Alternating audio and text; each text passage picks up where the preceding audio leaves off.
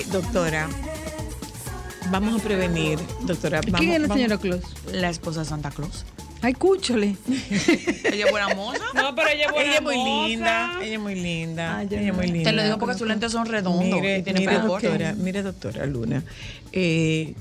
Vamos a cuidar a los niños. Usted quiere, es un poco de tema de prevención, de cuidado, de atención, pero no solamente desde el punto de vista de prevención de accidentes, sino también del punto de vista de prevención de abuso y prevención de maltrato.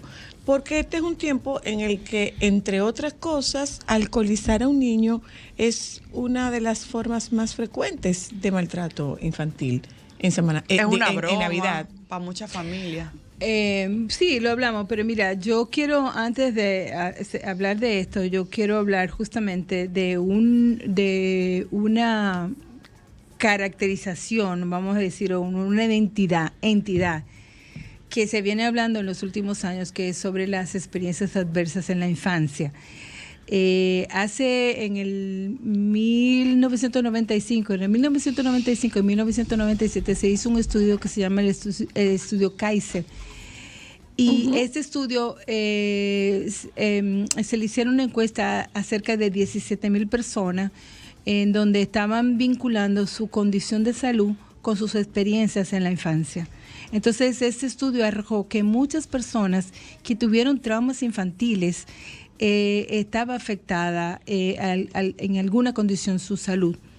Y a partir de ahí comenzaron a hacer una serie de investigaciones y de estudios en donde se ha demostrado que cuando los niños y las niñas están en una situación tóxica, están bajo estrés tóxico, se modela su cerebro y entonces hay hay afectaciones de una serie de áreas del cerebro que impactan mucho el comportamiento de los niños, el aprendizaje, pero también cómo esas experiencias se trasladan en el curso de vida y se relacionan con enfermedades en la vida adulta.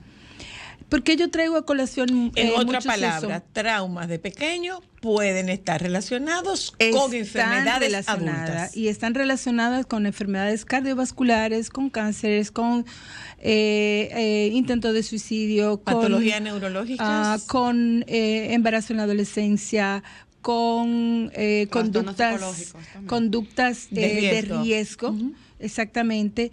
¿Y por qué planteamos eso? Porque justamente se suponía que a partir de estas evidencias científicas se estudiara o se cuidara mucho más las experiencias en la infancia. Inclusive se plantea que cuando tú acumulas varias experiencias adversas, tu calidad de vida disminuye y tu sobrevida se disminuye, porque tiene un efecto acumulativo. Se identifican como estas experiencias adversas, por ejemplo, haber sufrido abuso infantil, abuso sexual, el que se te haya muerto un familiar a temprana edad, violencia física, ser testigo de violencia, haber vivido una experiencia traumática, como por ejemplo todas estas cosas las inundaciones, los accidentes, el feminicidio presencial, como testigo, exactamente. Claro. Todas esas experiencias dejan huella. ¿Qué pasa? Nosotros subestimamos a los niños y decimos, ay, él está muy chiquito, él no se va a acordar de eso, ¿entiendes? Entonces, cómo todas esas experiencias dejan huella y se van revelando en el paso del tiempo, y cómo esas experiencias no trabajadas tienen una afectación en la calidad de vida y en la salud de las personas adultas. Es como una forma de tú encontrar explicación a determinadas conductas. Así mismo, porque, por ejemplo... en el caso mío, trabajando con el modelo transgeneracional del doctor Andolfi, justamente anoche en clase hablábamos de ir a esa búsqueda hacia atrás, no para que tú sanes tu niño interno, no, es para que en tu historia y la historia de generaciones hacia atrás, valiéndote del genograma, tú puedas entender cuál es el génesis del trauma. Wow. Porque puede ser un trauma que incluso se transmita durante varias generaciones. Claro que sí, claro que sí. ¿Por qué yo traigo justamente en este momento esta conversación?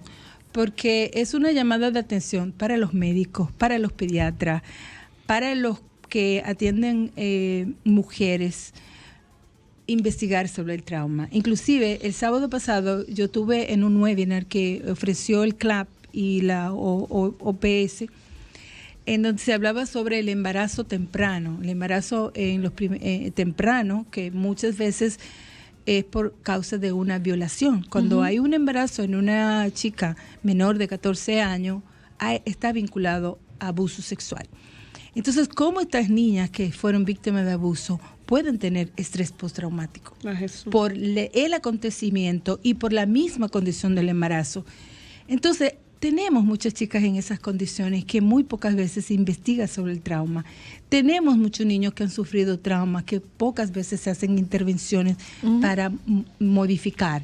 Porque cuando un niño vive en estrés tóxico, su sistema de alerta, que es un sistema normal, permanente, vive elevado todo el tiempo, vive activo, y entonces eso es lo que modifica esa trayectoria en el cerebro. Y hay un detalle de lo que tú estás diciendo, sobre todo cuando tratamos de abuso sexual. Los niños varones no siempre son visibilizados.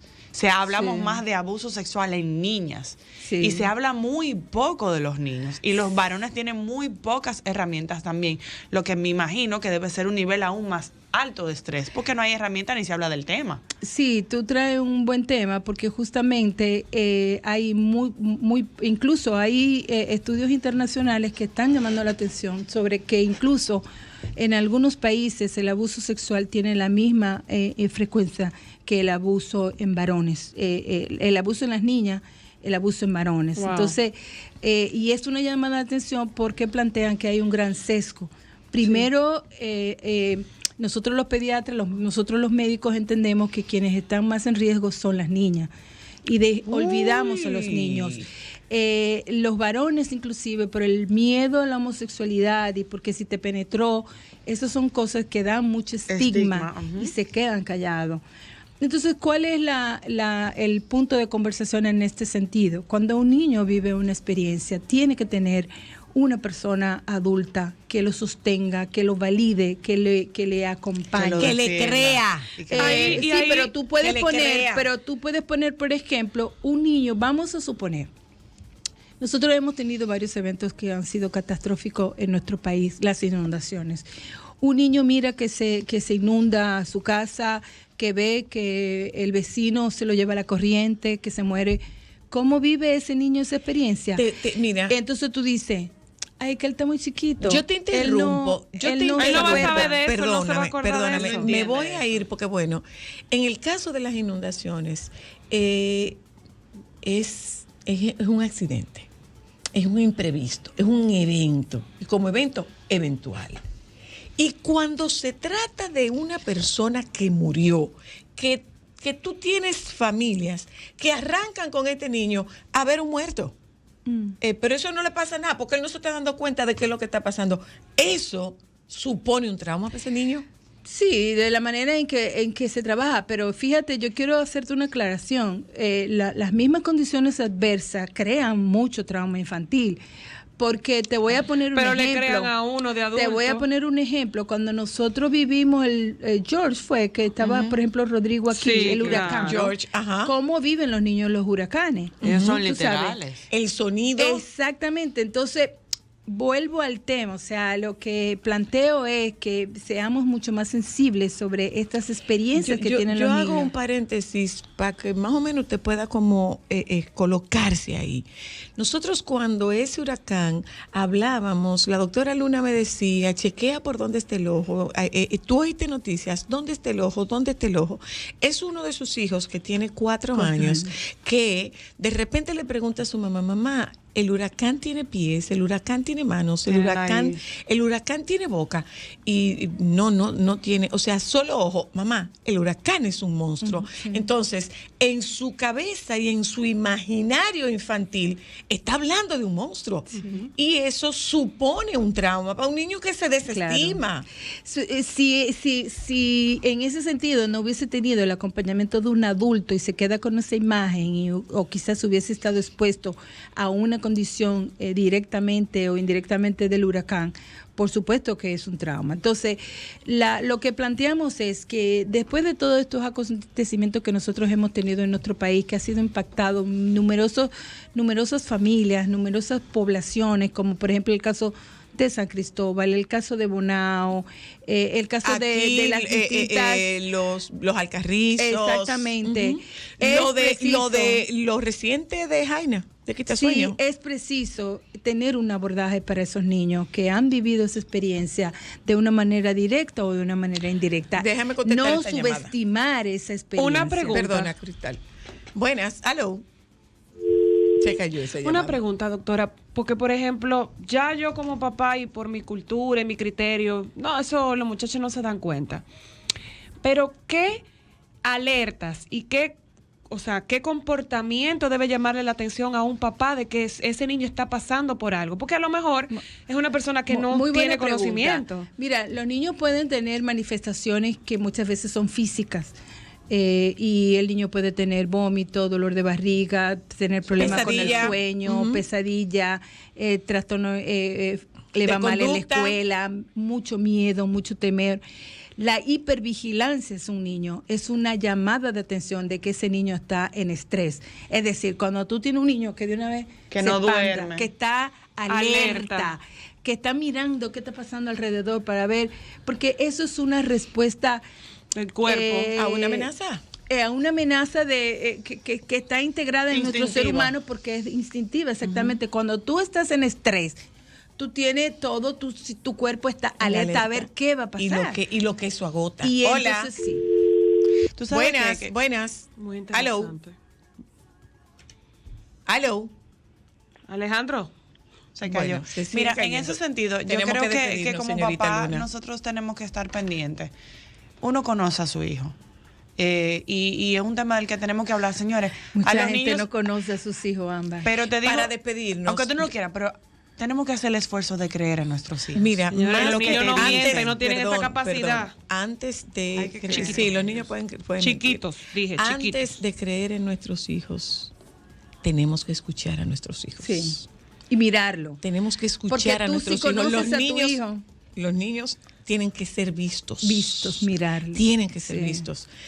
Una mamá, un papá conectado con un hijo detecta. Puede advertir inmediatamente un cambio de conducta. Sí. Entonces, antes de escucharlo, míralo. Y hablarlo, antes de creerle, míralo. Y ante situaciones de traumática, háblenlo, pregúntenle. Si ustedes no tienen esa capacidad, busquen apoyo con un personal de salud mental para que los niños puedan transitar por esa experiencia. Pero no lo suelten en banda, no lo dejen solo. Muchos médicos no tienen esa formación de cómo impacta el trauma infantil en la salud y en el desarrollo. Y hay un impacto muy, muy importante y eso hay que tomarlo en cuenta. Lo que pasa es, doctora, que nosotros seguimos haciendo medicina curativa y muy poca medicina preventiva. Gente, nos juntamos, hoy tuvo como divertido, un balance entre divertido. Bueno, balanceado, sí. Una cosa. Ya sabemos cómo son las nueces. Ya saben cómo se parten las avellanas. Cójase. Un amigo me llamó, dije que si en Nagua no llevaban eso, dije porque nosotros no sabíamos los nombres. Que pero si no llevaban eso. Mi amor, en el 71 mi papá nos compraba esas cosas, nos las compraban mi amigo aquí, Juan en el supermercado hubiera aquí. Dije, y es que en Nagua no llegaban de esas cosas. Digo, te equivocaste, mi amor, siempre tuvimos los cubitos que traían los dulces que nos gustaban la gomita y descartábamos las otras, las que eran como azucaradas. Nos juntamos mañana, los compañeros del Sol de la Tarde están aquí, quédense con ellos, por favor.